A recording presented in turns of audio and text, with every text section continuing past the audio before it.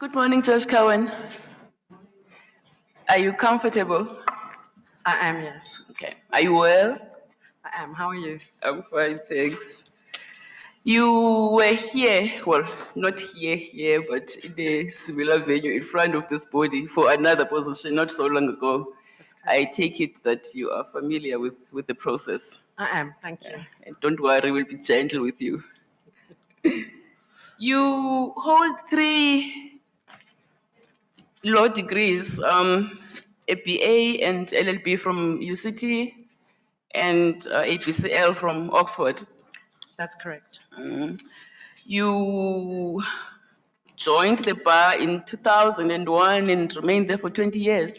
That's correct, yes. And by the time you left, you had been conferred with the status of silk. Yes. When was that? I think it was in 2018. I think I was recommended in 2017 and status was conferred in 2018. All right. And how long did you practice as silk? It was only for about 2.5 years, I think, before I was elevated. All right. You became a judge in 2022.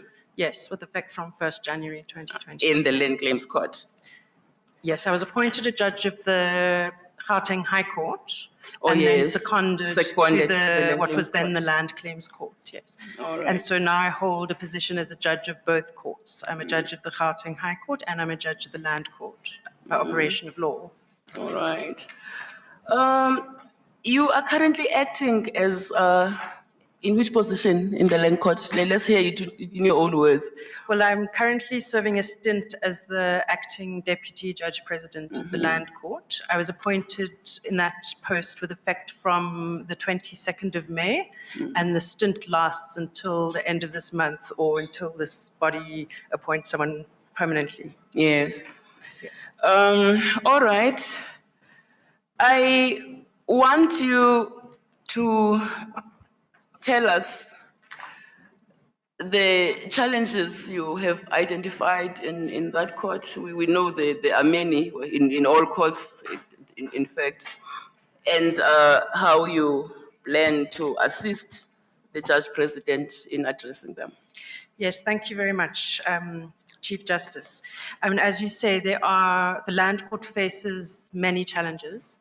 And I'd like to preface my remarks by making 2 high-level comments. The first you've already touched upon, which is that that procedurally, it seems to me that it's very important that the vision that we adopt as a court is one... I'm sorry, I'm hard of hearing, and are you struggling to hear me? The recording equipment here is not the best. Would you just pull the mic closer to you? Yes. Is that better? Yes. All right.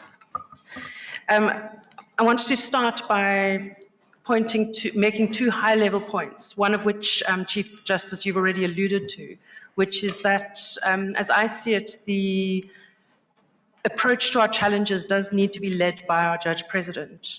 And we have a new Judge President of the court who started on the 1st of June, hit the ground running, and is already starting to frame how we approach our challenges. So I think her leadership in how we frame it is important. And procedurally, I also think that it's very important that we adopt a consultative approach. We have a lot of stakeholders who are profoundly affected by land matters that reach right into rural areas. And it's critical, as I see it, that we hear their voices in how we frame our responses to the challenges that we have. The second high-level point I'd make is that I do think that we need to think quite ambitiously about this court and what we plan to, what we hope to achieve with it. Our fundamental task is to implement the vision of Parliament in enacting the Land Court Act. And its vision, Parliament's vision, is very ambitious. It recognizes that there's been far too slow a pace in the land reform space, and that we haven't achieved land justice in this country. And it recognizes that the importance of having a court that is well-resourced, efficiently run, and able to deliver on those promises, which are the Constitution's promises. So we need to think, I believe, very ambitiously about how we go about meeting our challenges. Because if we don't, there's just too much at stake in this space. So against that background, let me identify sorry, I turned off my microphone. Let me just identify a few themes that I think frame the challenges and at this stage, and I can always speak in more detail to those that the commissioners may wish to follow up on. So we have a real need to strengthen both the judicial and the staff component of the court. We don't have enough judges, and we don't have enough staff to deliver on our mandate. I believe we need to prioritize clearing the restitution and the labour tenancy backlog.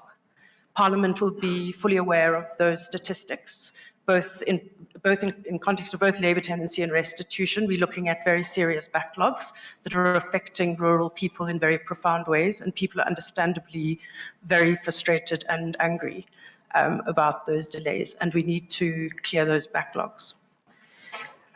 Nonetheless, I believe we need simultaneously to position ourselves to embrace our expanded jurisdiction. As I think most commissioners will know, that the expanded jurisdiction of the Land Court is quite ambitious. And I believe, I won't mention the acts at this stage, but what it does do is it brings us squarely into a space where we're not only going to be dealing with restitution and Esther and labour tenancy, but embracing the idea of redistribution, I think, more fully in our court.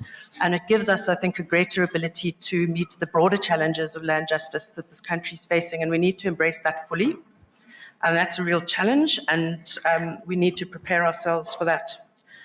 Then turning to the more practical, I would suggest that we currently have a unique opportunity to introduce the digital court system that JP Mlambo has piloted in Gauteng. Now, the Land Court went live with this system on the 23rd of September, and it's going to take us time to roll it out. But what our challenge is that what we need to achieve with this is effectively to reach rural spaces, to take court online into the rural areas. And so that's quite a lengthy conversation, and it's a real challenge. But what I'd like us to think about, is the idea that someone who's living in a rural space will ultimately be able to access court papers on their smartphone without having to get into a car and travel or raise funds to share a car, to drive to a town, to get court papers. You can access court papers on your phone if we manage to roll out Court Online, which everyone based in Gauteng will know what it can achieve. So it's a unique opportunity, but it also presents immense challenges. But I believe we can do it. I can speak to the practicalities of what I'd like to do on each of these topics, but I would like to be guided by the commissioners as to which ones they would like me to focus on. But allow me then let me just raise a couple of other practical issues. I believe we need to strengthen various of our internal systems within the court system. I'm sorry, I didn't catch that. Strengthen what? Some of our internal systems. Or internal systems, yes, right. Within the court system, within our court system. So what I'm thinking about here are issues such as mediation. Again, it's an ambition of the Land Court Act that mediation gets more fully embraced. And we're not yet in a position to deliver that practically. We are working on it. And I believe we're going to get there, but I think that's critically important. One can see the potential benefit of that, for example, in the many disputes within communities who are still trying to finalize restitution matters. 20 years on, it's unsurprising that you have divisions within communities about how to resolve these issues. And I believe mediation, properly resourced mediation tool will facilitate the finalization, the satisfactory finalization of those matters. Another issue would be our assessor pool. There again, assessors are a critical feature of what we do because it allows us to bring in people from diverse backgrounds to sit with judges when adjudicating matters, especially restitution matters, to bring in different perspectives in understanding our history when we deal with those cases. I believe we need to improve our interpreter pool. For obvious reasons, language in our court is a real issue. And we do make heavy use of interpreters. In my experience, when we do it all the time, sometimes we'll have as many as 4 languages in the room. And as I see it, it's really critical that the people who are assisting with translations are highly skilled and able to speak in what is described in courts before me in deep vernacular, to do it really effectively, so that the court process is dignified and restorative of people's dignity. The other issue the other internal system that I would say we need to focus on is stakeholder engagement.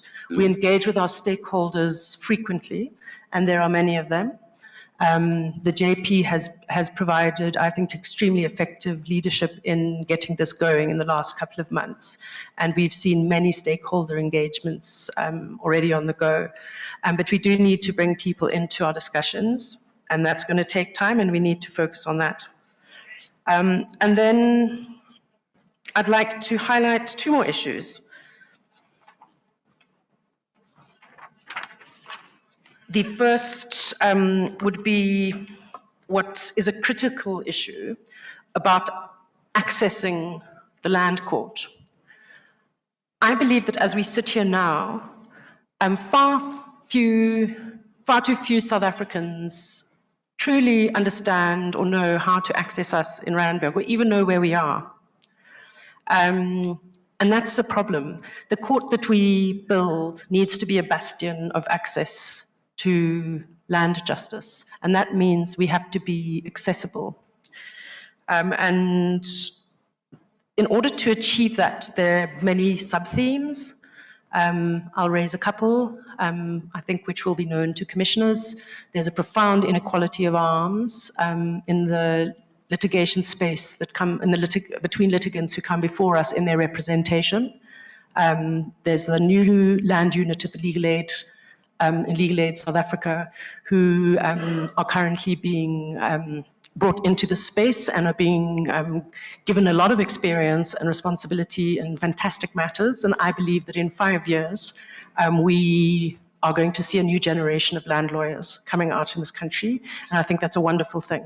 And we need to put our energy into making that real and widening access to land law amongst mainstreaming, I think is the language I used previously in this space, mainstreaming land law amongst practitioners, bringing more people in. It's also about access to advice officers. We've been working on that, and I think we're making good progress there. And it's also about how we as a court communicate with the public. I think we've got quite a lot to learn from the Constitutional Court in how it's gone about communications with its court summaries. I think the Constitutional Court was the first court to routinely prepare court summaries. Yep. And it's now been rolled out, I think, in other courts. And I wonder whether that's not a tool that in our court we can use quite effectively to communicate broadly.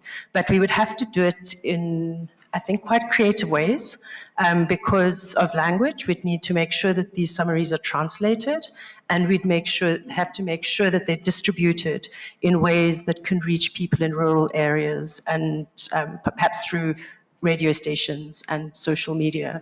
So I think those are some ideas. And then I suppose, finally, I'd just like to emphasize this issue of mainstreaming land law. For far too long, land law has been a kind of marginalized subject that's seen as a sort of specialty.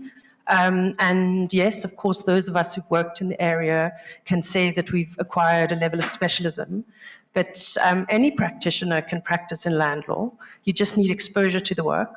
And you need exposure to the work. That's what you need. And I'd like to see far more lawyers in this country knowing land law. And I'd like to see, and this is in a sense beyond our purview as judges, but we are engaging with stakeholders about university curricula and trying to see land law. Well, what I'd love to see, if I had the influence, To achieve this, I would love to see land law being a requirement in any law degree in this country, that any South African getting a law degree needs to have a good understanding of our history of land disposition and how it's affected our spatial geography, because we're still living with it day to day. Perhaps I'll stop there, but I'm happy to speak to, perhaps with questions, I'm happy to speak to what we're doing in each of those spaces, because we've been working on each of them in the last few months.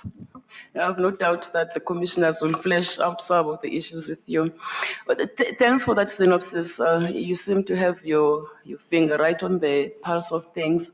And I must just comment that the challenges you mentioned cut across the entire judiciary. Access to justice still remaining pie in the sky for many ordinary South Africans for various reasons.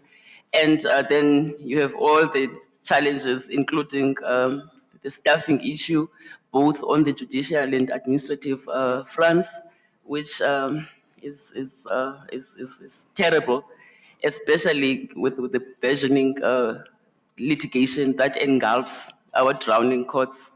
I mean, everybody knows that litigation has just exploded in this country, and unfortunately, there's been no concurrent, beefing up of resources, human and otherwise, in the judiciary.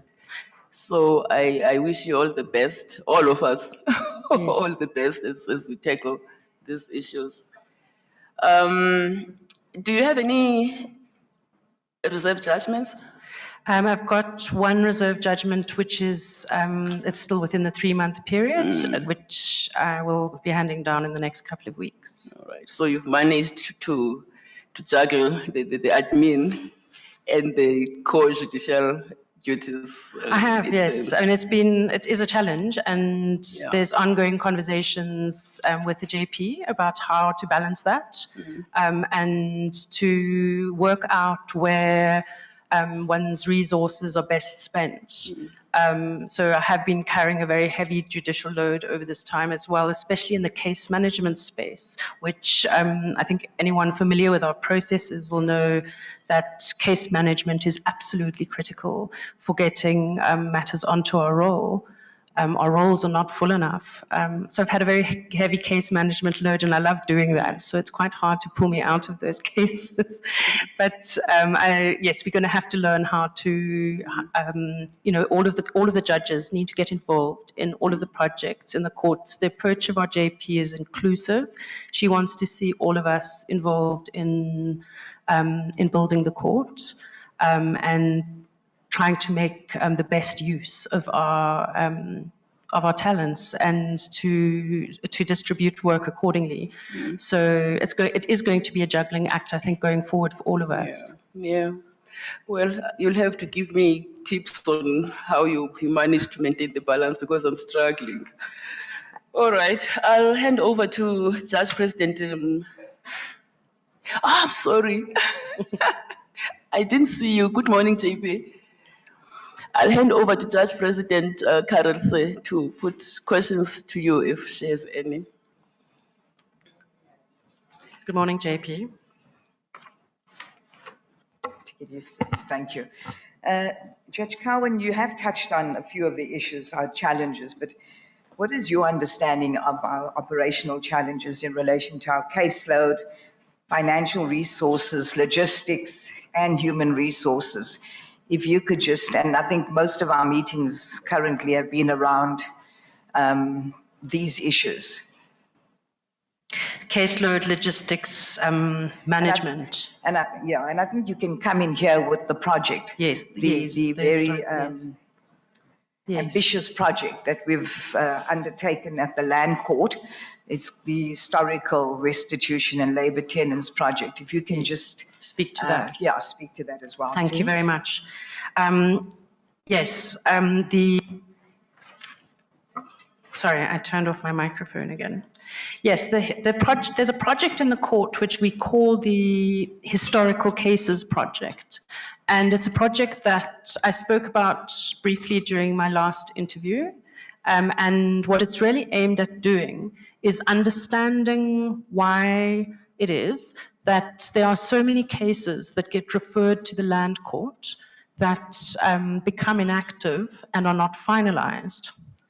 And we've been looking at those statistics, which have been coming out in various ways.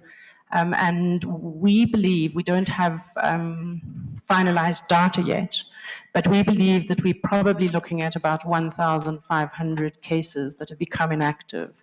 And we can close our files in the sense of we as judges can't do anything about it at this moment, but one can't close those files with a clean conscience in circumstances where we know very well that the reasons why these cases are not being finalized are probably no fault of the claimants or the applicants. So the project is aimed at making sure that we understand that data, that we know exactly which cases have become inactive and why, and that we find ways to reactivate them. So there are two strategies for reactivation. The one is about putting cases that are what we can flag as ripe for case management under active judicial management, and we're already well in the process of doing that. So as we complete auditing a particular year or period of time, we pick up the cases that we think are ripe for case management, and we allocate them. The JP will then, they'll land on the JP's desk, and the JP will then allocate them appropriately to a judge to case manage. And through that, we intend to get those matters on the roll and finalized. And then the second strategy is a far more ambitious one, and it's one that I think is probably unique to the land court, and I believe we need to embrace it. And the JP supports this project and is right behind it, for which I'm very grateful.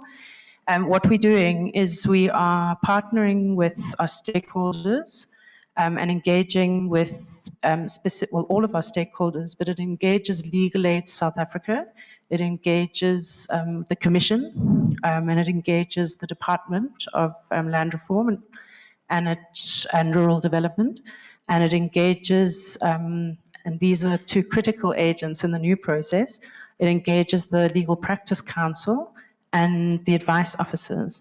So what's happening is that when we identify cases that are inactive, but that are not ripe for allocation to case management, the judge can't do anything with them.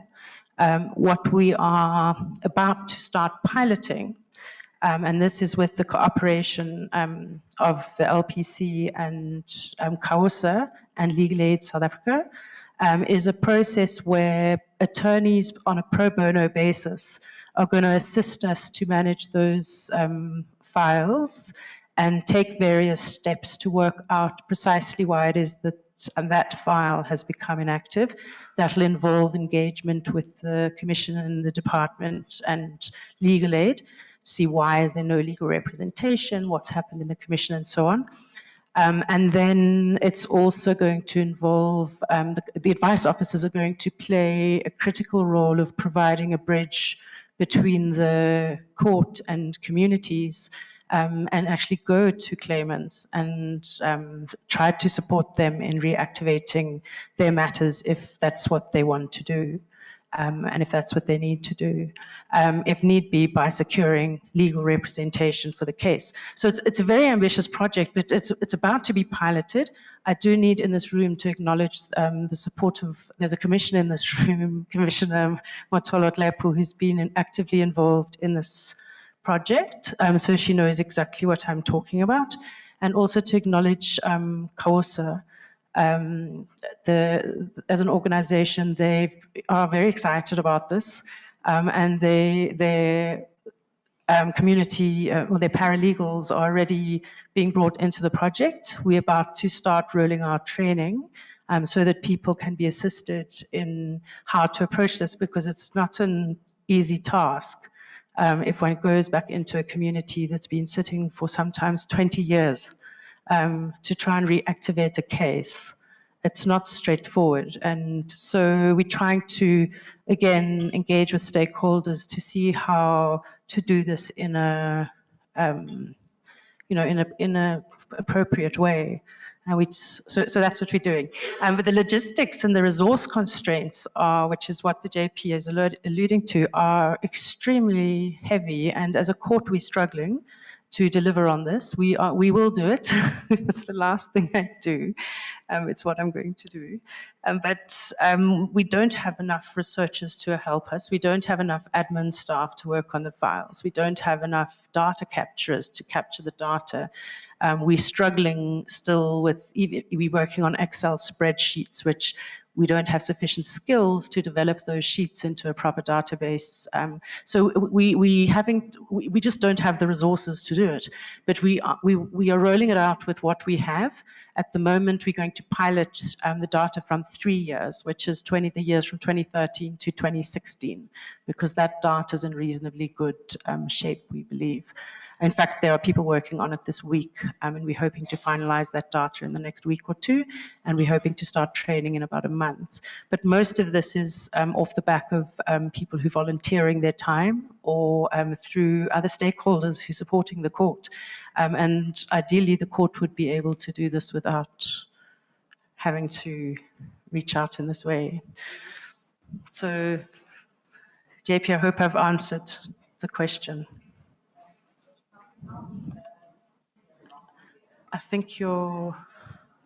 Again, a long career spanning over more than 20 years. Yes. And you also held many leadership positions.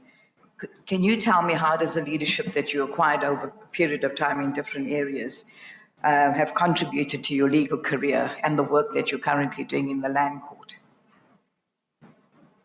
Yes, thank you.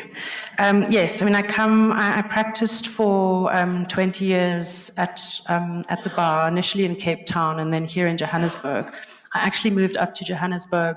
Well, in Cape Town, I had a lot of cases that involved the interaction between customary law and gender. So I was involved in the cases that secured property rights for women who were living under customary law, the Bear case, the cases that dealt with primogeniture and the property regimes governed in customary marriages.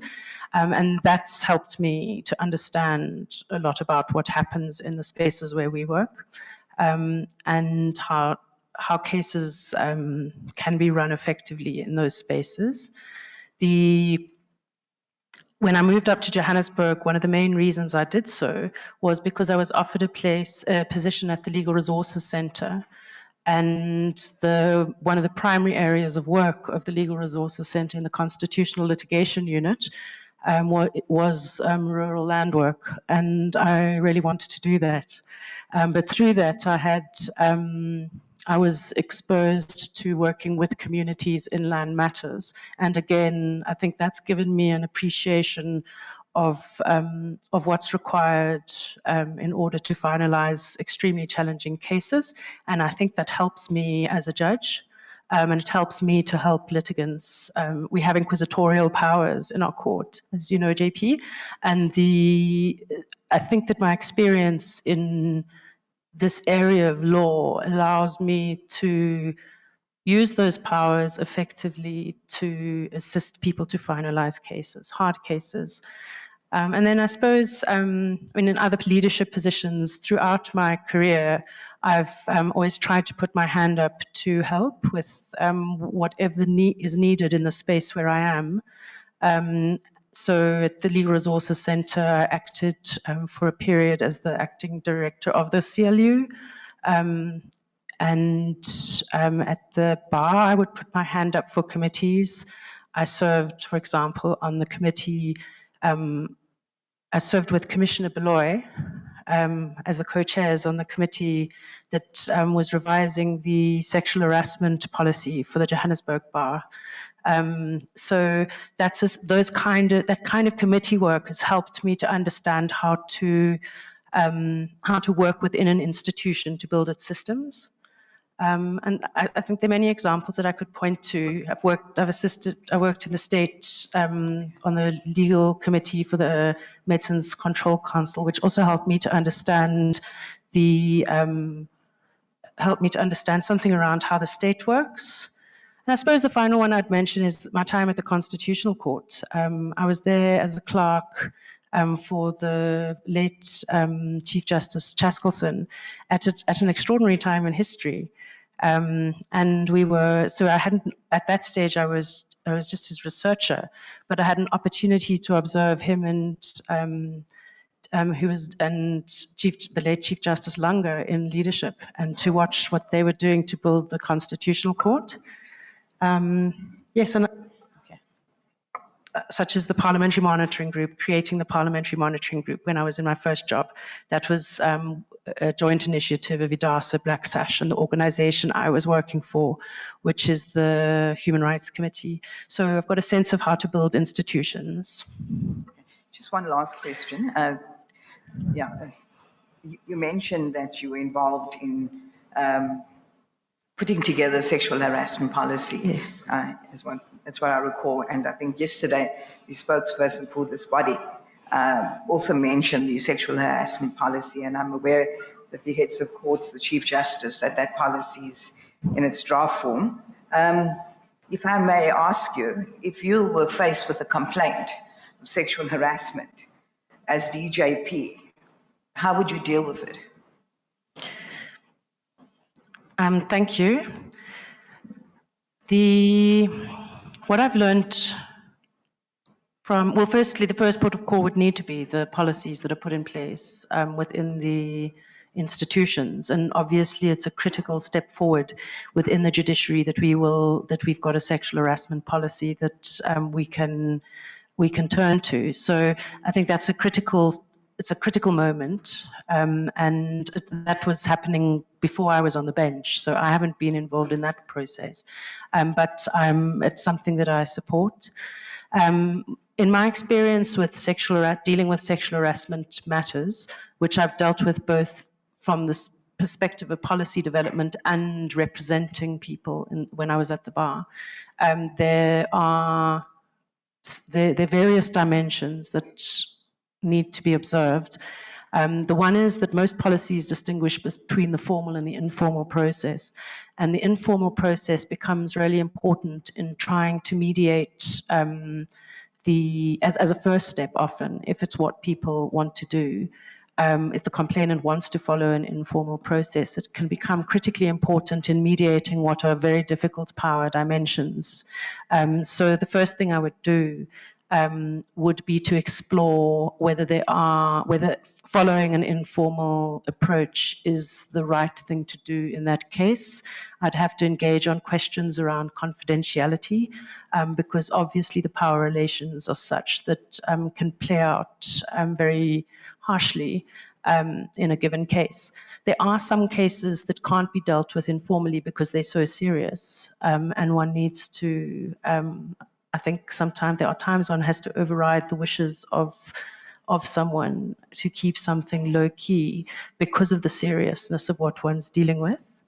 And then I would see my role as ensuring that the formal process can be followed in a way that's very supportive of the complainant.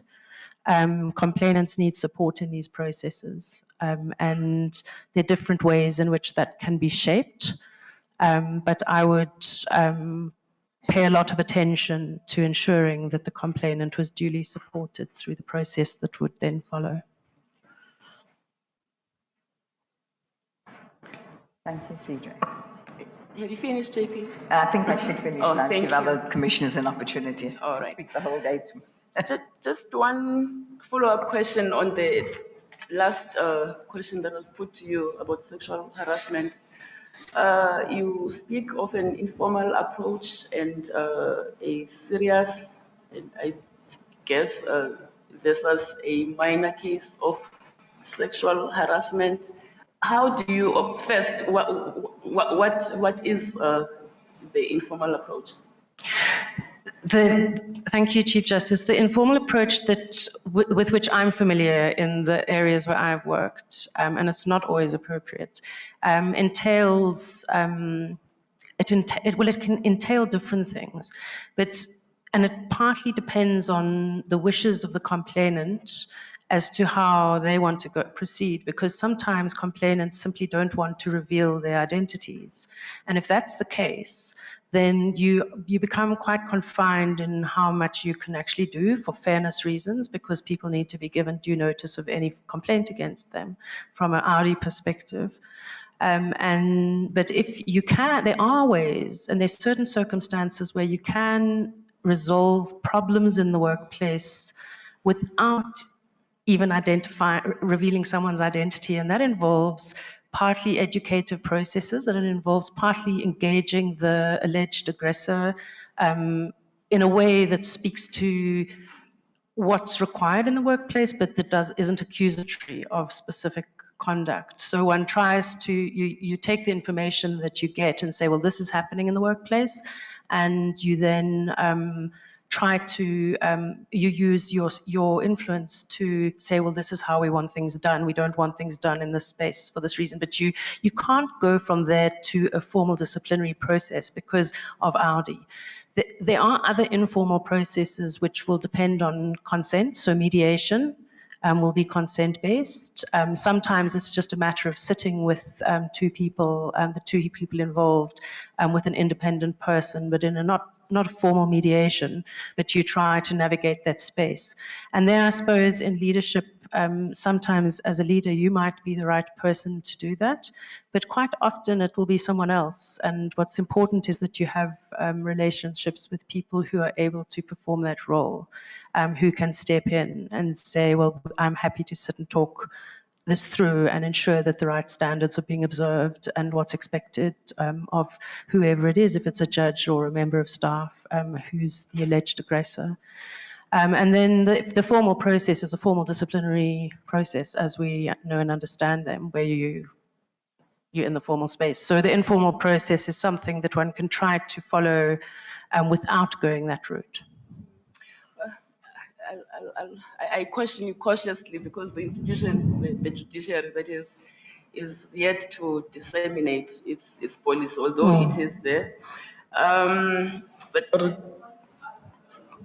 I just want to ask, since you say you have had occasion to deal with cases in this area, do you have a definition of sexual harassment and perhaps examples of a minor case as opposed to a serious case? I do have definitions. I don't have them with me, and I'd want to pull them out. But I mean, I think that what's at the heart of the definition really is around unwelcome conduct of a sexual nature, and which generates discomfort. So it's quite a low threshold, actually. When you look at I think the more progressive definitions of sexual harassment, you come within the definition quite quickly, and partly because of that. And then there's a debate about whether it's an objective or a subjective test, or something in between. But I think partly because of the challenges around, partly because there needs to be a wide definition. There can be an example, for example, I think the example we were using in one of our policy spaces was, what if someone comes up to you at the photocopying machine and smacks you on the bum or something like that, which many people would regard as highly inappropriate, and others might not. The view that I take of it is that's not something that should happen in the workplace, and it's not something that should happen in the judicial workspace. And sometimes, but that's something that you might be able to deal with in a firm conversation. Someone might not realize that what they're doing is causing it, but once told, will never do it again. And so one can sometimes use persuasion to stop it. Or just making a remark that's uncomfortable. But it often will depend on the context. So something that's minor to some may be serious to someone else. So it's very context dependent, and one has to be sensitive to the actors involved. It's a very complicated conversation. Well, your answers just stress the urgency of getting the sexual harassment policy out as soon as possible. Suffice it to say that I don't think there's any person who would like to have their bum smacked by a person that's not, that Know is them. not in a relationship with them. I agree with So, that. yeah. And but what I've heard, I mean, certainly in the bar, that kind of conduct was very prevalent, and one was involved in those conversations. And the question is, well, should this trigger a disciplinary process, or can we resolve this in another way? So I think that once one's in the judiciary, I think that that kind of conduct, there's simply no place. At this level, I can't see that there's any place for that conduct. Yeah, I'll leave it here. Chief Justice, if I may make just a follow-up. Yeah. On this particular point, just for me. I mean, my interest is because of your suggestion of informal process and the formal. Do you accept that the whole issue of sexual harassment is a complex one? Is a complex issue, which would bring into play the issue of value system, the cultures and everything. The point is, whose values must be applied when you take, because there must be drawing lines in each of the instances. For instance, if you grew up in some rural areas, boys would be sitting in some corner. If they see a woman, they would speak, but that to some other is harassment, quite purely. And then there are stages. How should one go about this really? Because it seems to me that the proposed informal approach, because it's where you establish, so that we are able to go to the formal approach where you have drawn those lines. So I just wanted to elaborate on that. Thank you, Commissioner. I mean, what you raise, I think, is very important. And there's, I don't regard myself as a specialist on this by any means, but I have read a fair amount about it. What I understand is that in most policies, there is the fact that people come from different places and with different traditions, even in greeting, is something that has to be taken into account very seriously and has to be factored into how one approaches responding to any issue. So it has to, yes, I would agree that.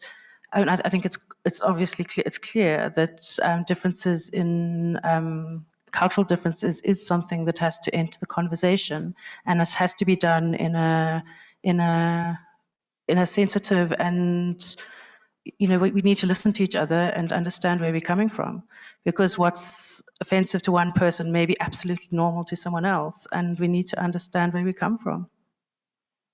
I would agree with. Thank you. We Would I just follow this up? We may not know how to feel Commissioner Notiesi, because the cultural practices you referred to, someone may have a whole argument about the patriarchy, you know, around those and so on. But Chief Justice, I do want to follow up because I don't want the cut to be misconstrued as an endorsement of the question. Yeah. Because there is a risk that we will end up there.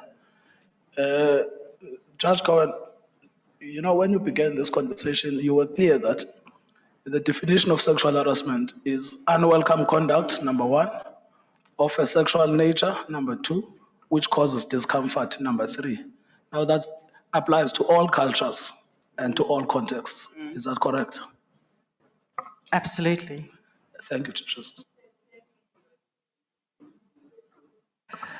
Commissioner Mtsweni-Sipane?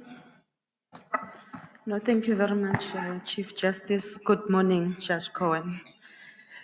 Good morning, Commissioner. You have acted in many roles. You've been a judge for relatively few years, and you have also deputized for the acting judge president in administrative roles, such as the shortlisting for court management and reviewing court performance statistics. How would you leverage these experiences to manage the land court effectively as deputy judge president, particularly in coordinating land restitution cases and liaising with the stakeholders like Legal Aid South Africa? Thank you, Commissioner. Yes, I have, as you indicate, I have I've provided leadership support in the ways that you've mentioned. So my involvement, for example, in the rules and around the rules board and I think will be very useful in supporting the JP in her work.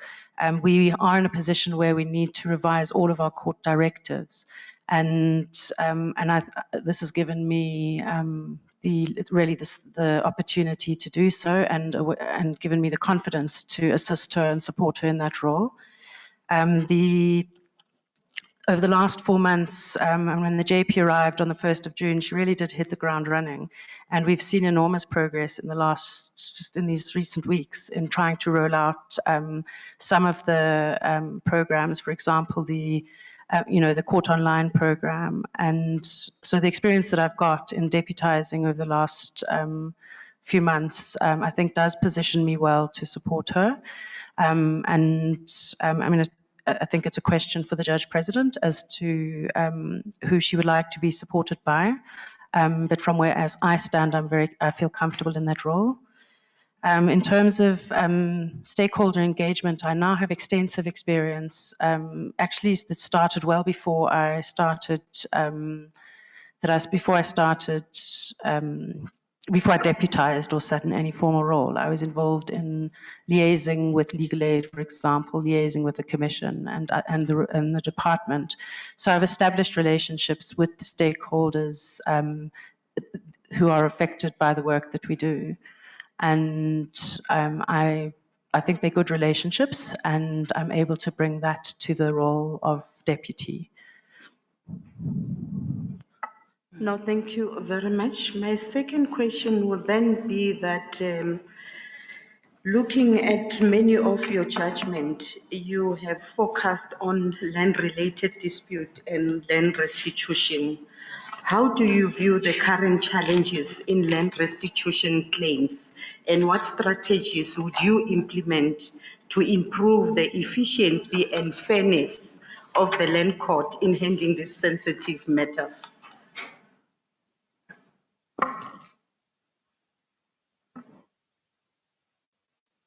Thank you, Commissioner.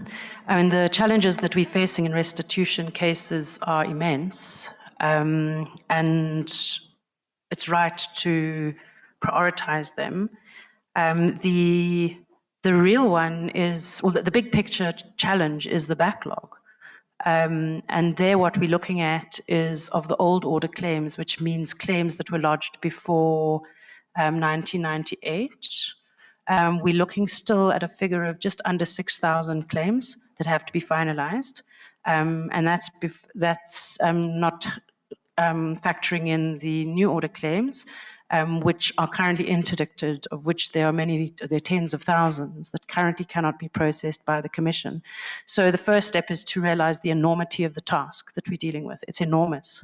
The Commission is telling us at the moment that it's going to take 30 years to settle the 6,000 claims at a cost of 172 billion rand.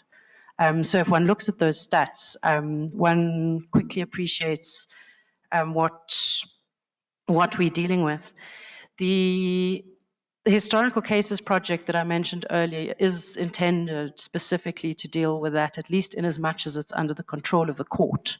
So while we can't activate, as judges, one can't activate a case that needs to be done by the litigants. What we can do is empower those who are able to do it to do so, which we're trying to do with reference with the project that I was referring to, and I think that is probably the best strategy that we have to do that. But we need to also look more deeply at some of the problems. So Legal Aid South Africa, I mentioned, has established a land unit, and the unit is they've recently employed, I don't know the precise numbers, but I think it's in the region of, they've got 100 new land lawyers. Now, some of these land lawyers are very experienced and are able to handle any case that comes their way, and others are new to the space. And what we need to see over the next few years, that these lawyers are fully capacitated to deliver on on what they have to do, which is an enormous task. So I think empowering the legal aid practitioners is quite an important part of what we're doing. Sorry, Judge Cowen, if you can just inform the Commission, with your permission, Chief Justice. Yeah. One of the projects that we undertook in these last few months was also training. And training is we've decided to take and do our own training because of resources. And one of the projects was to train legal aid. Could you just give the Commission a sense of how many provinces we've trained as the judiciary? Yes, so the training project was a project that was initiated by the previous acting Judge President Meer, and it was done in collaboration with Legal Aid South Africa. It was on their request, I think, and all judges were involved in it. And we went, at this stage, we've been to 3 provinces. So we started in KZN, we went to the Western Cape, which was also servicing the Eastern Cape practitioners, and we also did a training session in Gauteng, which was also servicing legal aid practitioners from the northern provinces, and Mpumalanga Northwest. So we've done, at this stage, we've done 3 sessions. We've been covering the main statutes, which is at this stage ESTER, labor tenancy and restitution. But we've also been, so that's the immediate training program we've been working on. But there's a kind of bigger picture that we're looking at, which is appreciates that to have an effective land restitution case, litigants, claimants in particular, need to have access to more than lawyers. Often what they need access to is historians and experts. You need access to land surveyors. You need access to sometimes it's just you need resources. And what we're trying to, we'll be engaging with stakeholders to make sure that all the right people are talking to each other to ensure that there's access to these resources.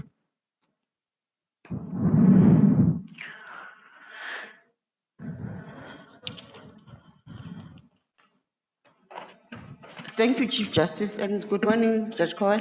Good morning, Commissioner. I don't have a question. I just wanted to commend you and the JP for the project of encouraging legal practitioners to do pro bono. There's a lot of interest in the historical cases matter. At least there are few people who walk the talk, and yourself and the JP do that, and we really appreciate it. Thanks. Thank you, Commissioner. And we'd like to thank the LPC for the LPC support. Without it, we would be nowhere.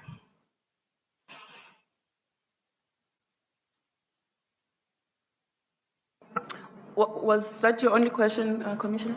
All right. Commissioner Shabangu Mtawi, did you have your hand up? No. Okay.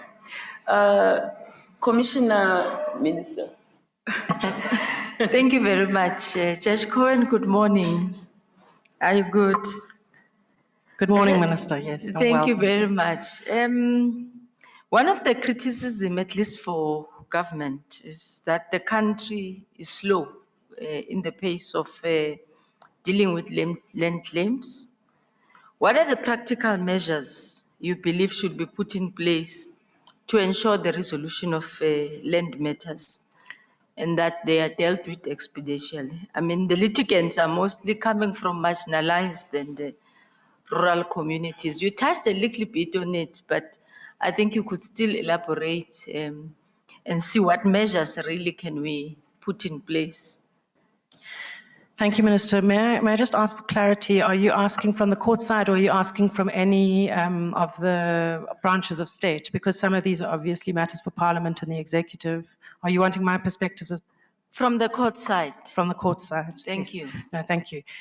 So I think that, as I see it, the court needs to take again, we need to take an ambitious view of what land justice is about.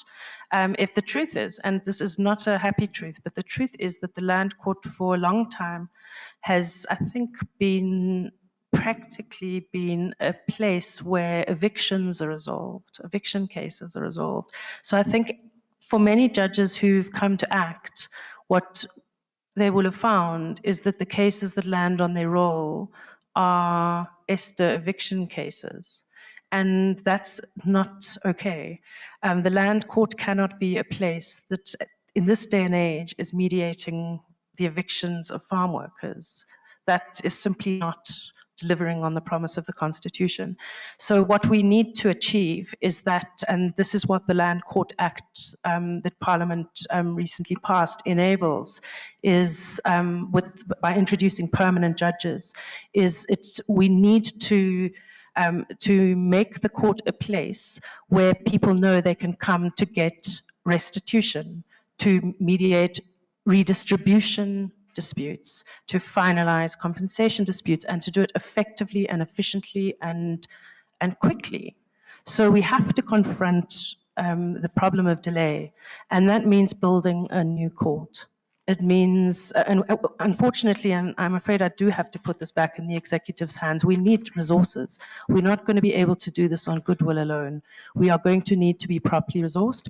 One of the ways in which I've supported the JP is, over the last few months, as in the role of deputy, is to assist her in developing the proposals around what judicial resources we actually need, and then to work with the OCJ in trying to understand what kind of staff component we're going to need in order to support this. But at the end of the day, we need a properly resourced court in order to deliver on what the promises of the Land Court Act are, which are vital to delivering on what the Constitution promises. And there are other, practical things, I think, which we are working on. So working with Legal Aid South Africa is critical. It's critical. We have to capacitate the legal sector, the pro bono legal sector, but the legal sector more broadly, to deal with land matters. I use the language of mainstreaming land law, and judges can be we can be instrumental in that. And it's not only about us, it's about generating interest and excitement amongst the profession broadly to get involved in this. I think I mentioned at my last interview that, what my experience is that almost every practitioner I speak to gets excited about land law and wants to get involved. South Africans want the land question resolved. South Africans want to see land justice. And we need to do what it takes to get people active in this space. I don't think it's that hard. I think it's about, I think we're already making headway. I think we already, stakeholders are already getting excited about the work that we're doing. We're already bringing them in. So it's about bringing in stakeholders, getting people excited to do the work, and opening up the channels to make sure the claims can actually be finalized. So, yeah, that's a high-level answer, I realize. Commissioner Moiman? Thank you, CJ. Greetings to yourself and the commissioners. Good morning, Judge Cowen. Sorry, good morning, Commissioner. Just one from my side on the point that you closed on, that justice to communities on land rights is important. Now, in relation to communities living on communal land, they do not have a full title as the land is registered to the state. The only right that they have is to occupy. And at the same time, you have 800 traditional councils where you find these communities. And after 30 years, government still shies away from full title of ownership to those communities, which perpetuates injustices to people living under those traditional councils. At the same time, traditional leadership want the land to be transferred to them. The dichotomy is that with Communal Land Rights Act, which created dualism in property regime to try to address the security of tenure, it was set aside by the court on the basis of the fact that it's unconstitutional, as it creates dualism to the people living from rural areas and also urban areas. What is your view in relation to what could be done to ensure that also those people living on communal land get the full benefit of ownership as envisaged in the Bill of Rights in terms of the rights to property? Thank you. Thank you, Commissioner. This is a very large, difficult, and terribly important question that you've asked. But let me let me give you my views in this way. I've come across this issue in a number of different forms, and I think some are easier to respond to than others. So, for example, I've seen cases where title is still held by the state nominally in trust for a community, a traditional community. And that comes from the old titling regimes right back to the 19th century. And you'll find that often in the northern provinces, I think, in the Northwest and in Limpopo, Mpumalanga as well, I think. And those trust regimes, if the community is, as long as the community is not divided around the issue, I think it's very easy to solve, because there's absolutely no reason why that trust regime should still be in place. If people want to have control over their land under common law titling, then those trust regimes were imposed for paternalistic and discriminatory reasons. They were not imposed, they're not customary law trusteeships in any customary law sense of the term. So as I see it, in those kind of cases where you have cohesion within the affected groups, it should be a simple matter to convert that title into title in the name of the traditional community. It gets more, and then of course the way in which land rights are asserted on the land itself will depend on the customs of that community. So it'll be, you'll there see a dualism between the common law titling and customary law systems of ownership. And again, if you have a traditional community that is not divided, then there should be no reason why it can't be done easily. Where it gets very difficult, I think, is where you have divisions within traditional communities about what solution is wanted. And those divisions, in my experience, can go even to what that original trusteeship it was intended to be. So if that trusteeship was meant to be a trusteeship on behalf of the entire traditional community, or if it was intended to be a trusteeship for a smaller group or a syndicate who had purchased land, often buying back ancestral land, it's a terrible part of our history. Those are harder to resolve, because you will then find tensions between the traditional community, the traditional leadership, and some groupings within that community who will say, well, we want title in our names as a smaller group, and the traditional community is saying that, well, we want title in the name of the traditional community. And I think that those, the ideal solution to those kinds of disputes is through mediation. But I think at the end of the day, some of those big issues are just going to have to be litigated, because they can be quite intractable. And sometimes it's just going to have to be resolved under law, what was intended by that original trusteeship, for example. And I was involved in a case of that nature when I was in practice. Just the last one. I think How many have you asked? Just one? One. Okay, but it's taking a lot of time, and we are running into trouble in that area, Commissioner. Just bear that in mind. Thank you, Chief Justice. Maybe just the last point. I think the only challenge that I suspect relates to the approach that the government takes in terms of their reluctance to accord full title as set out in the Deeds Registries Act, and the argument is that it will take more than 100 years to accomplish that, because they say it will be expensive to survey and register every homestead, and it will be unaffordable, which to me perpetuates discrimination and marginalization. Yes, thank you, Commissioner. I mean, I agree with you. I think that the position of rural South Africans, and we're talking, I don't have the precise stats, but we're talking about 20 million people, of which many are affected by these land histories and are still feeling the impact of that colonial history today as if it happened yesterday. And we see that narrative in our courtroom whenever we have a restitution case before us. So it's very alive and real and palpable. And as I see it, as a country, we have to prioritize it. We have to prioritize the resolution of these disputes in our rural spaces. Thank you, Judge Cowen. Thank you, CJ. Thank you, Commissioner Moimang. And just a reminder, colleagues, we agreed on crisp, concise questions, please. Lekganyane.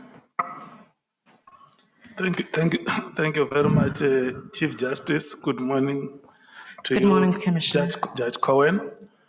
The issue of land in this country is very contentious, and its centrality to the resolution of the national question and its attended class, race, and gender complexities cannot be overemphasized. And if we are going to be true to what is written in the preamble of the Constitution of the Republic, I would want to get your impression, given the accolades that have been presented before us on your record dealing with land issues.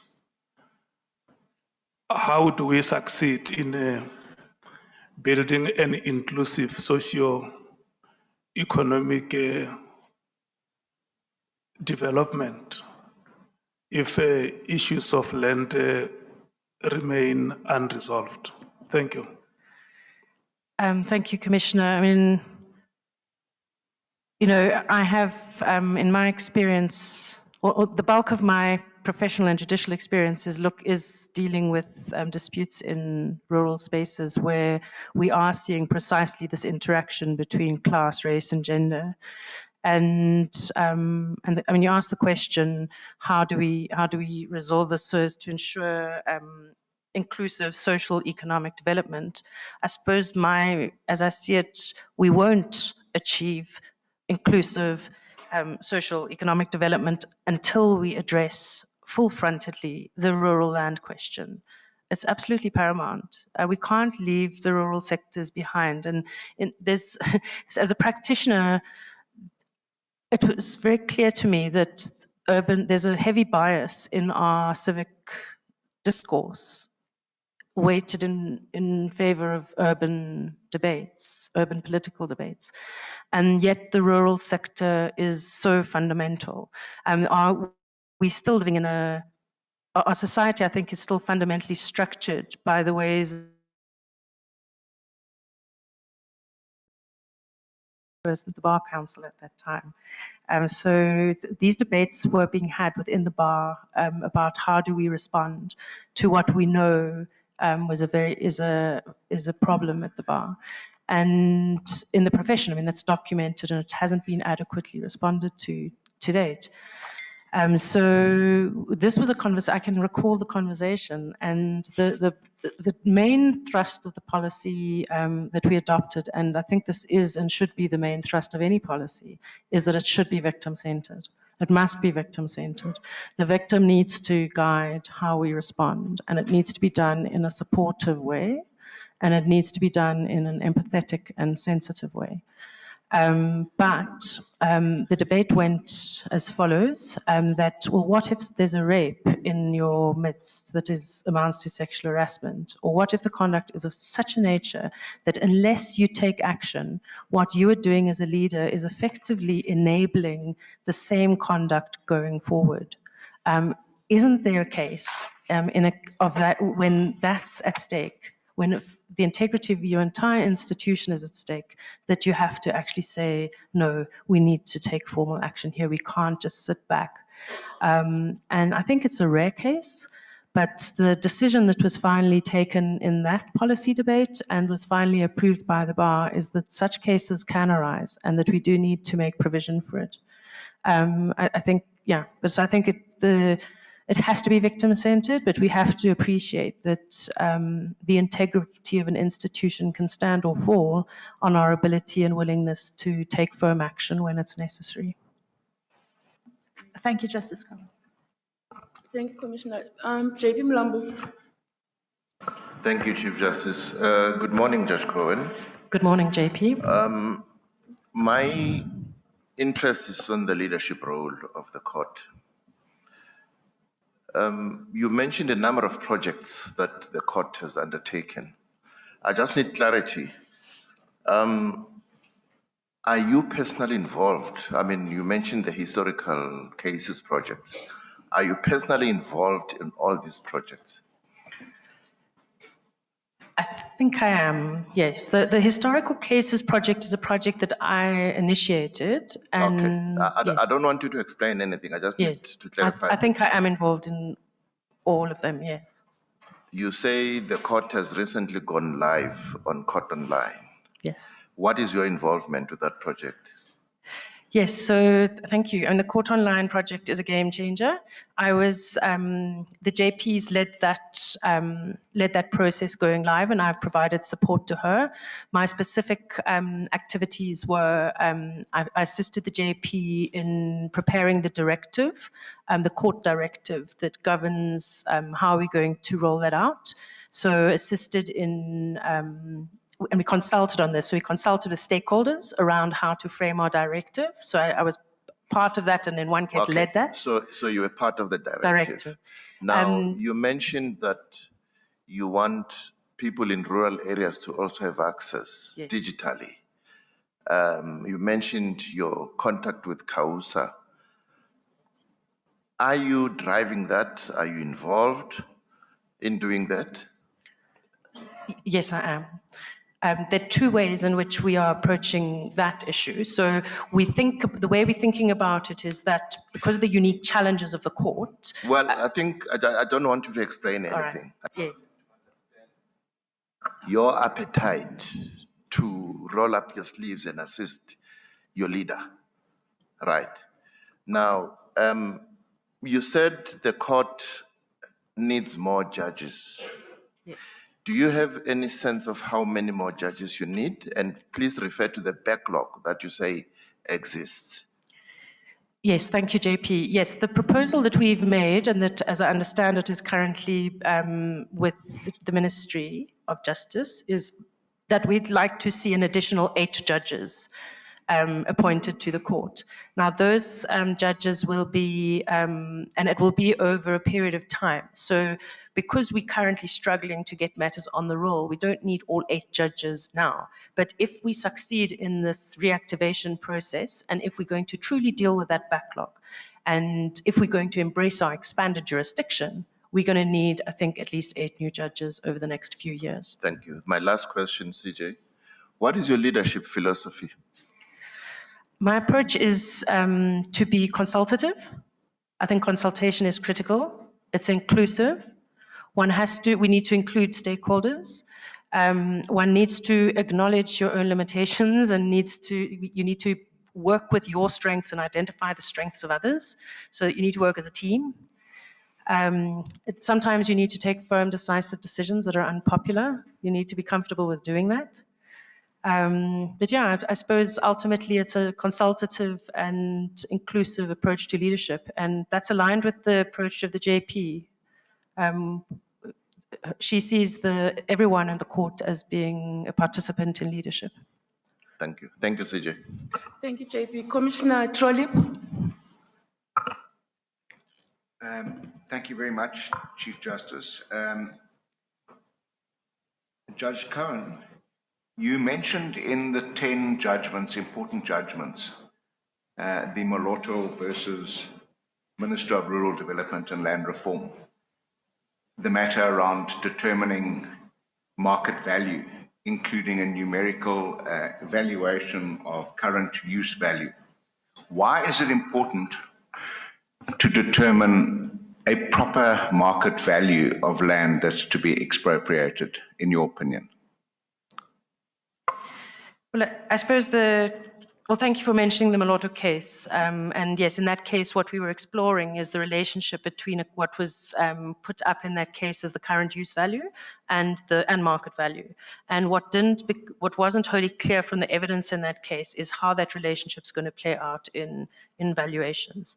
What I held in that case is that in interpreting Section 25(3) of the Constitution, that in principle there's no reason why a properly motivated numerical value can't be placed on current use. Now, market value is obviously one of the factors. It's only one factor in the determination of what's just and equitable compensation. And the Constitutional Court has made it absolutely clear that it mustn't be treated as the dominant factor. It doesn't hold priority in that process. It's one of several factors. And in that case, what was interesting is this idea of a current use value, which is what the Office of the Valuer General is concerned about and is trying to give content to. It allows a court in the process to not only consider, well, what is actually happening on the land, what use is this land being put to, but is also saying, well, how does that relate to market value? And is the land being optimally used? And if not, how should that affect the determination of just and equitable compensation? I'm not sure if I've answered your question, but thank you. Commissioner Malema? No, thank you very much. Good morning, CJ, and good morning, Judge.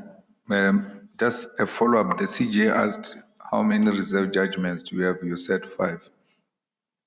But I saw somewhere there Nadel said 7, so I just wanted to reconcile that. Yes, thank you, Commissioner Millen, and you're quite correct. There is a discrepancy in the comments. The GCB indicated that it was 5 at the time that I submitted my form, and I think it was Nadel pointed to the correct number at that time, which was 7. So that was an error in the GCB's comment, I think. So the correct position was at the time that I submitted my form, there were 7 reserve judgments. But as I sit here now, none of those are outstanding, and there's only 1 new reserve judgment that's still within the 3-month period. You cleared them for this purpose? Sorry? You cleared them for this purpose? I always clear my judgments. Not they were outstanding, not so long ago, and before you come here, they are all cleared. Well, I'll clear all of my judgments. I will I have quite a heavy role, and I will be accumulating judgments all the time. So the approach that we need to follow is always to clear our judgments. What is your take on the current constitution? Does it allow expropriation of land without compensation? Commissioner, I do need to be guided in some measure. I would like to answer that question, but I do need to be guided in some measure by the Chief Justice, because I need to be cautious about it, because it's an issue that can come before us. So the approach I adopted in my first interview was to indicate that I'm comfortable approaching it at a high level, but mindful that before I can ever make a decision on an issue of that sort, I would need to fully hear argument from both sides, because it is a live issue and it will come before us. Chief Justice, are you comfortable with me proceeding? Yes, in the same way you did the last time. All right. From Thank you, a high Chief level. Justice. At a high level, yes. Yeah. And by prefacing what I say with that, I couldn't decide that without fully hearing argument. So my view, thank you, Commissioner. I mean, it's obviously a very important question that matters to a lot of South Africans, and and it is going to have to be squarely decided by courts in one would hope in the relatively near future.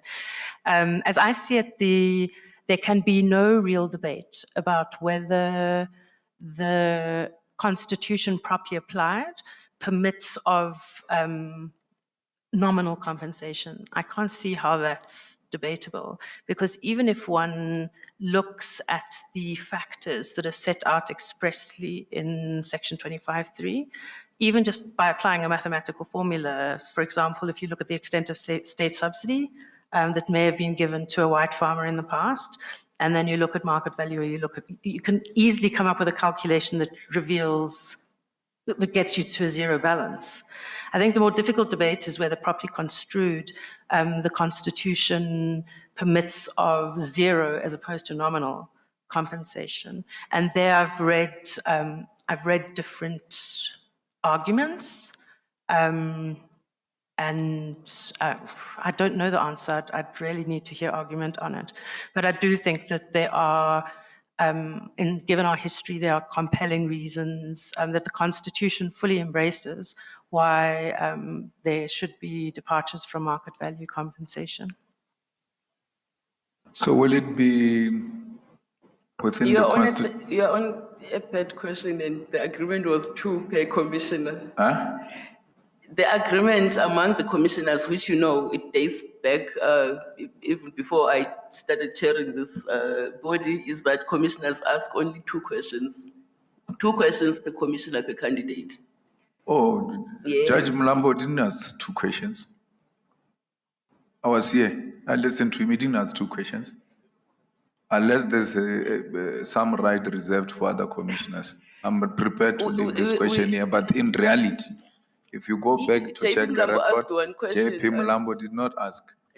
Commissioner Malema, we are wasting time debating how many questions to be asked. Just ask your question and keep it as brief as possible. But that does not mean I'll be lenient with other commissioners. Thank you. No, I just wanted to ask, will it be unconstitutional to pass a bill which allows the state to be a custodian of the land with the fully land use rights guaranteed, that no one loses anything, the state owns the land, and whatever remains, whatever is on the land remains in the pockets and the hands of those who are using that particular land, like we did with the minerals and like we did with water. What's your take on that? Thank you, Commissioner.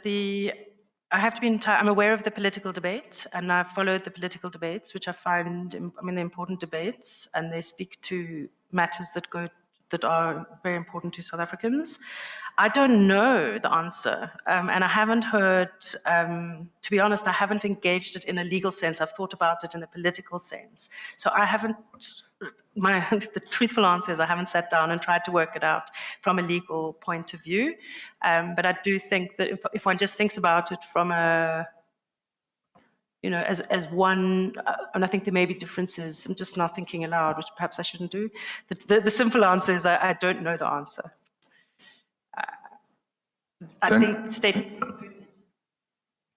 can, at least in some cases, be a very useful modality to secure justice as a policy position, but that's just my own sense. I haven't thought through the legalities. Thank you, CJ. Commissioner Marumo Achai. Thank you very much, CJ. Good morning to you and to all the commissioners. Good morning, Judge Cowen. Good morning, Commissioner. I've heard your vision and some of the initiatives and challenges that you have outlined. But I just want to pick your brain in as far as, yes, we understand that there is insufficient judicial resources and some of the challenges that you have identified. And you have outlined that currently there's a difficulty in terms of enrolling matters. In other words, there is a backlog and those matters need to be dealt with. What discussions, if any, in the leadership core of the court have been had to ensure that strategies are put in place that even with limited resources, those kind of cases are disposed of in order for us to realize the constitutional purpose? Thank you very much, CJ. Thank you, Commissioner. And this is a topic we discuss almost every day. It's a priority for us.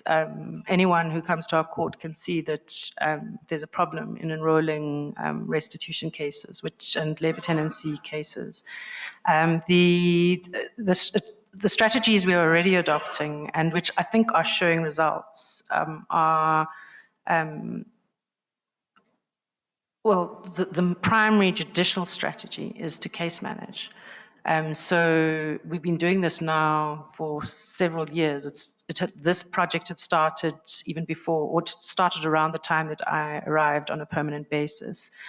So cases at this stage, all cases from 2016 that arrived and referred to the court in 2016 are being have been flagged, and all those files have been pulled, are being allocated to judges for case management. So you'll find that, so if you were to look at my diary and you were to look at my role, you will see that I have far more case management hearings in the land court than I do have actual hearings. I am hearing restitution matters, and I'm one of the judges that have, because of the time I've already been there, I've been able to get matters to the point of enrollment. So my role is getting fuller. But for a new judge who arrives, until you can case manage to the point of enrollment, you're not going to get matters on the roll. So it's a critical tool. And so we're developing practices in the court around case management. The JP just last week or the week before, I think it was, ensured that we had internal discussions around best practices for case management so that we can learn from each other. And so that we can, we need to develop best practices for case management.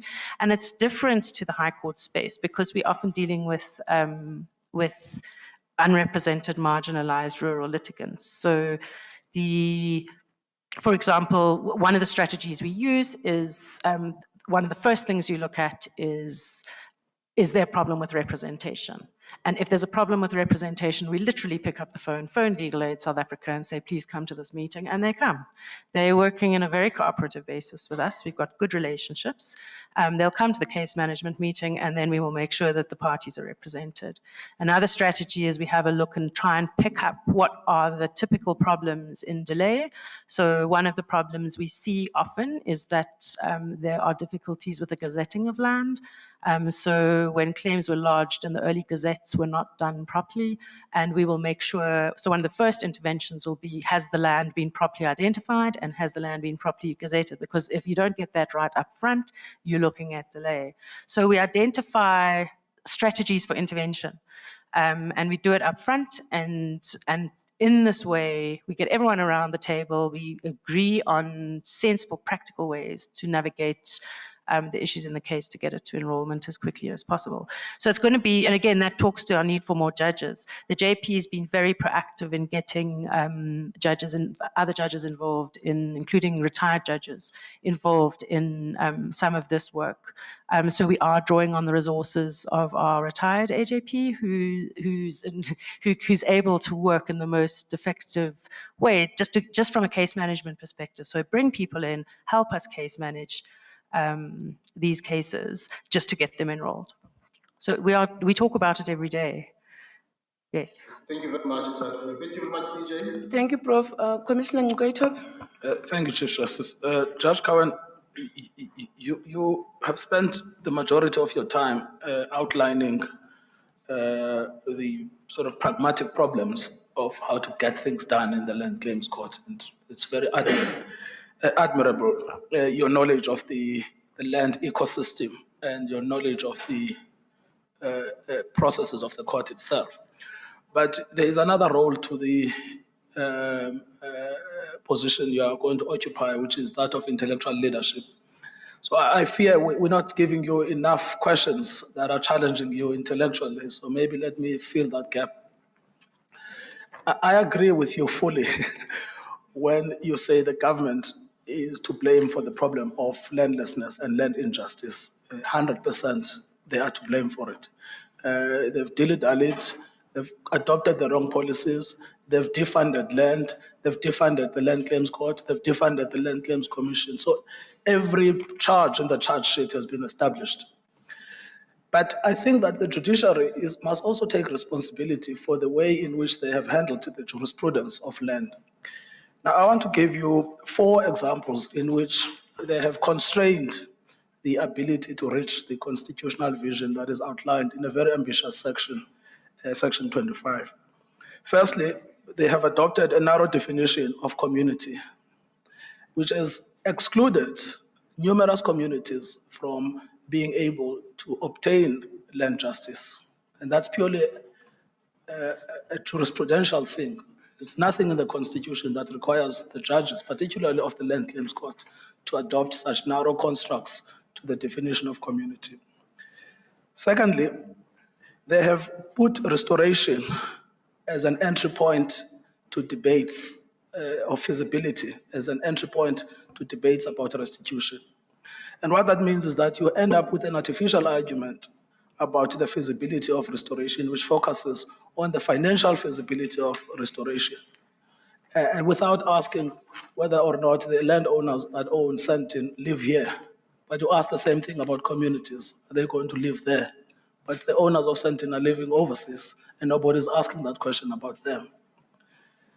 Thirdly, they have used market value as a starting point in the assessment of compensation.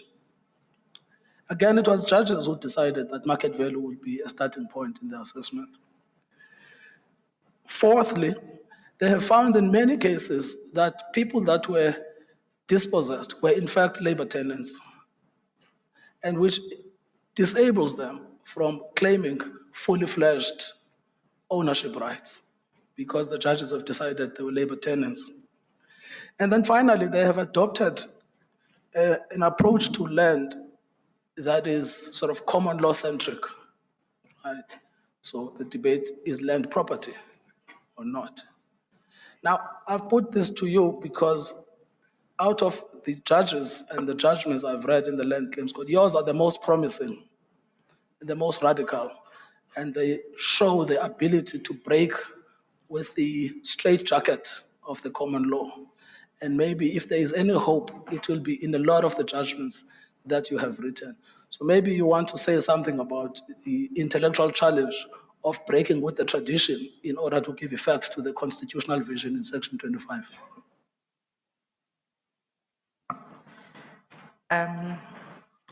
How long do I have?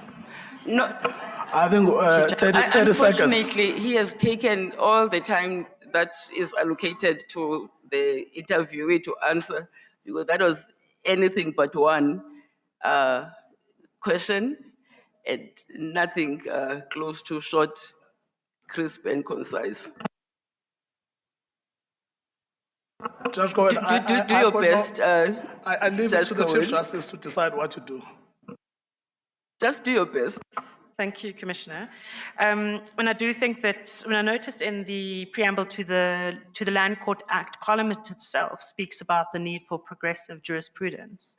And I'm interested in that because there seems to be a recognition by Parliament itself that there's a need to shift how we're thinking about land law. And I agree with that at a high level. I think that when I look at the land space, I wonder why it's taken us so long to get to where we are. And I think we do need to shift the ground quite radically.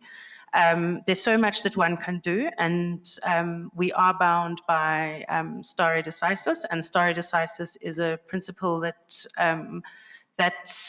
is central to the rule of law in South Africa, which is a founding value.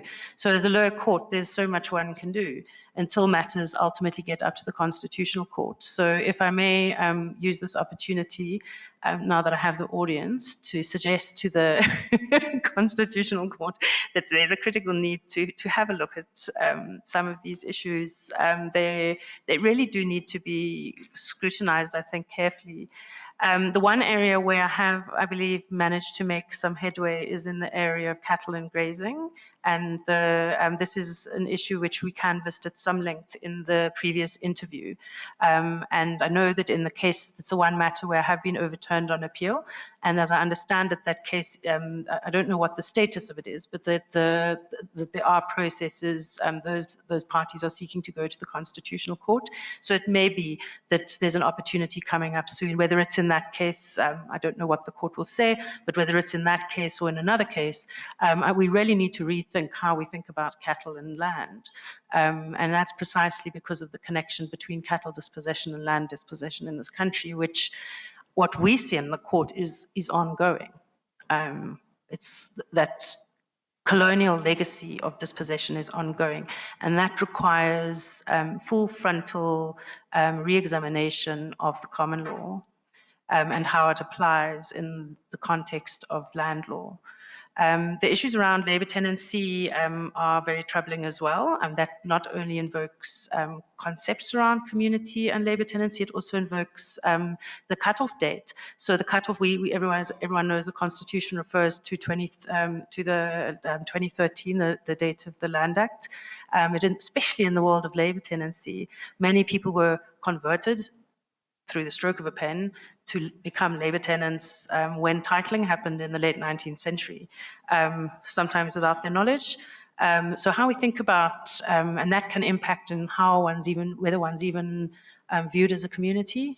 This is a live issue before me now, so I can't go into it in much detail, but the issue of what is a community and how labor tenants are understood in that space it's a deeply troubling question that I believe needs to be looked at closely by the courts. I'm going to have an opportunity to do that now, and I've just heard argument in a matter on that. But the issues that you raise, Commissioner, are obviously they're large issues. I would love to talk about them all day. I don't think I have the space. We don't have all day. But yes, I agree that there's real space to shift our jurisprudence into a more progressive jurisprudence. No, I think that answer suffices for present purposes. It's just whet our appetites enough. Discussion for another time at length. Just to round off on your CV, Judge Cowen, I sold you short because I did not mention the many publications you have under your belt from your other life as an academic and legal practitioner. You've listed 12 publications on diverse subjects, ranging from witchcraft to a critique of the draft National Prosecuting Authority Bill of 1997. And of course, which I overlooked, a review on sexual harassment in the workplace. Interesting. Do you still write? Do you have the time? I have to write judgments. I have to clear my desk on an ongoing basis. I'm not writing academically at the moment. I'm focusing on my core judicial functions, which are now also including at this stage, at least, administrative functions. So I haven't had the space to write for some time. Yeah. And I haven't yet found that voice as a judge. So I used to write as a practitioner, which gave me more space to express my opinions. As a judge, you have to be more careful. You can write, obviously, but I haven't yet found that voice, but I hope to do so again at some point in the future. Yeah, I hope you do too. All right, that brings us, there is another hand, Commissioner Nungonyen. Good morning, Chief Justice. Good morning to the commissioners. Morning, Judge Cowen. A pleasure to see you. Good morning, Commissioner. I'm impressed by your presentation. But the point I would like to raise with you is that in that Macau case, which is a complex case involving Northwest, Limpopo, Mpumalanga, and Gauteng. And all those that were involved there were really impressed, including myself, representing Contralesa. I'm sure you're seeing me for the first time. But the question that I would like to raise with you is how do you really balance the principles underlying customary law as well as those Roman Dutch law? Because in all your judgments, we were all impressed about the manner in which you navigate these things. Thank you very much, CJ. Thank you, Commissioner.